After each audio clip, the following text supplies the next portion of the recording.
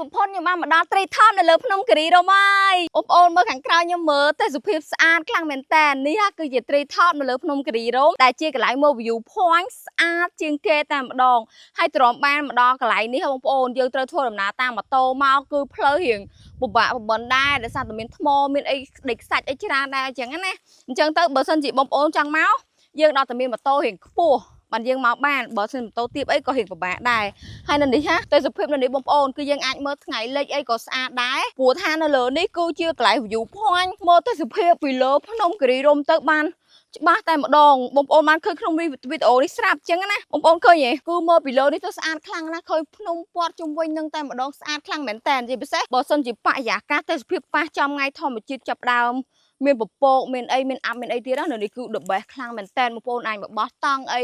លេងជាមួយនឹងគ្នាយ៉ាងថាមកបោះតង់លេងនៅនេះក៏បានដែរនៅនេះពេលបានមកដល់ទីនេះហើយមានថាស្ងប់ស្ងាត់ខ្លាំងមែនតើណាបងប្អូននិយាយទៅគឺយើងឮតែសំឡេងសត្វយំហើយនឹងខ្យល់បក់ឡងលហើយលវងហ្មង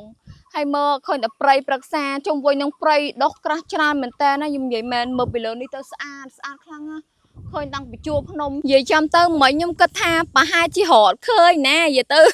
តាមផ្លូវតាមអីមកគេសរសេរផែនទីប្រាប់ខ្ញុំដែរប៉ុន្តែខ្ញុំមានអារម្មណ៍ថាអូជាយូរទៅផ្លូវបែកជា2ជា3ជា4មិនដឹងជាតាមផ្លូវណាឃើញទេប៉ុន្តែល្អត្រង់មួយគឺគាត់មានគេមានចងស្លាកសញ្ញាសម្គាល់ពណ៌អីដែរអញ្ចឹងណាដល់ពេលអញ្ចឹងទៅយើងគិតថាអូខ្ញុំជិះទៅដល់ផ្លូវនេះអូឃើញស្លាកសញ្ញាសម្គាល់គេហើយមិនគិតថាអូប្រហែលជាត្រូវហើយអញ្ចឹងណាគាត់ថាមានដើមឈើបាក់អីចឹងទៅដល់ពេលទៅយើងអត់ស្គាល់ដើមឈើវាមានបាក់ច្រើនពេកនិយាយទៅតាមផ្លូវមកគឺពិបាករកខ្លាំងមែនតើខ្ញុំនិយាយចឹងហ្មងពិបាករកមែនតាមផ្លូវមិញណាមួយជិះម៉ូតូមកតែ2នាក់ផងមានអារម្មណ៍ថាអូយស្ងាត់ហើយចង់ទៅវិញនេះបកក្រោយ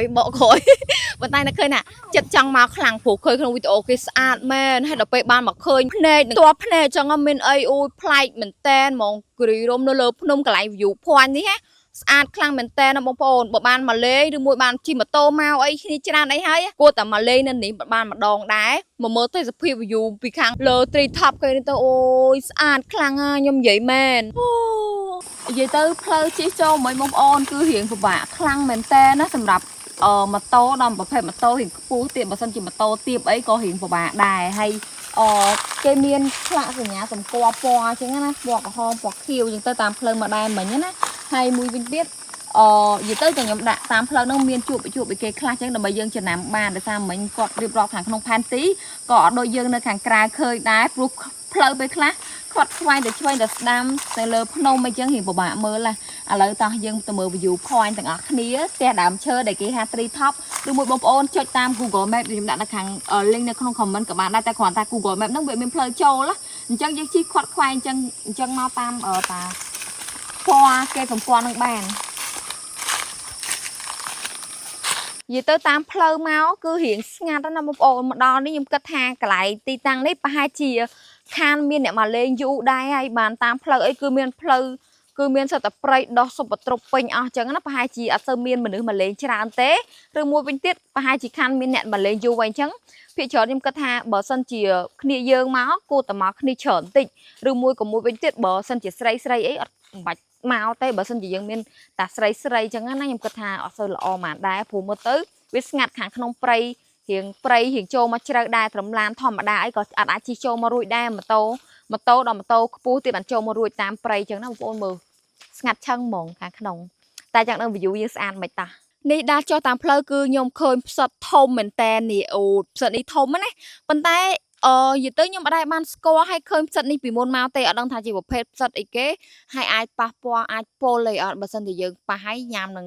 មាត់ទៅអញ្ចឹងណាបងប្អូនប៉ុន្តែមែនផ្សិតនេះធំនេះធំមែនតើណានិយាយទៅស្អាតហើយស្អាតទៀតធំតាមផ្លូវដែលយើងដើរចុះទៅខាង view point tree top ដំបូងមានអារម្មណ៍ថាហត់ដែរប៉ុន្តែគ្រាន់តែបានឃើញទេសភាពហើយគឺថាសប្បាយកប់ហ្មងអស់ហត់អលេងស្អាតខ្លាំងមែនតើ